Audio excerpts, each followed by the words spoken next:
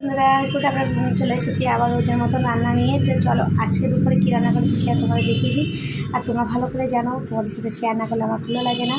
তো চলো আজকে কী রান্না করছি সেটা দেখো তোমরা। আর তোমরা অবশ্যই দুপুরবেলা খাওয়া দাওয়া করে নেবে, যদি না খাওয়া দাওয়া করে থাকো তো অবশ্যই কিন্তু খাওয়া দাওয়া করে নেবে।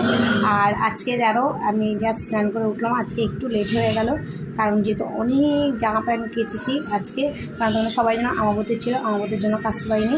তো আজকে আমাবতী যে কালকে ছেড়ে গেছে আজকে কেচে ফেলেছি, তো ওই জন্য লেট হয়ে গেছে।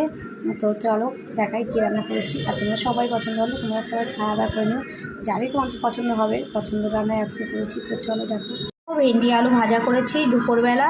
আর এই যে মাংস আছে, কালকের মাংস আছে একটু, আর করেছি আম দিয়ে ডাল, অনেক দিন আম ডাল খাইনি তো আজকে করলাম। আর করেছি পালং শাক দিয়ে, মাছের মাথা দিয়ে, বেগুন টেগুন দিয়ে, সব রকমের সবজি দিয়ে ঘ্যাট। তো চলো আজকে দুপুরে রান্না দেখিয়ে দিলাম।